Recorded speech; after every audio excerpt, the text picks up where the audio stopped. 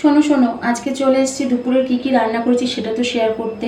তো তার আগে বলি, আমি জানো তো মানে কথা বলি তোমাদের সাথে, তোমাদের কীরকম লাগে না লাগে তো বুঝতে পারি না, কারণ তোমরা কমেন্ট করো না।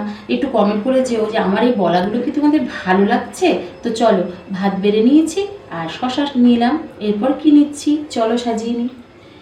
বরবটি ভেজে নিয়েছি, পাতে নিয়ে নিলাম প্রথম পাতে। হ্যাঁ, বরবটি ভাজা ভালোই লাগে খেতে, অনেকে অনেকভাবে করে, আমি আজকে একটু ভাজা করেছি।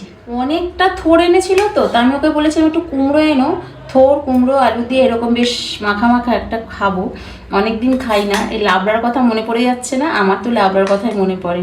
এরকম একটা মাখা মাখা তরকারি বানিয়েছি কুমড়ো আলু থোড় দিয়ে, দেখতে কিন্তু বেশ ভালো হয়েছে, খেতে কেমন হয়েছে তোমাদের পরে জানাবো।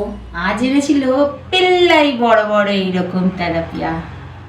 আজকে আমি এই রান্নাই করেছি, খেয়ে তোমাদের জানাবো কেমন হয়েছে পরের ভিডিওতে। আশা করি ভালোই হয়েছে। তোমাদের কেমন লাগলো পদগুলো অবশ্যই কমেন্ট করে আমাকে একটু জানিয়ে যেও।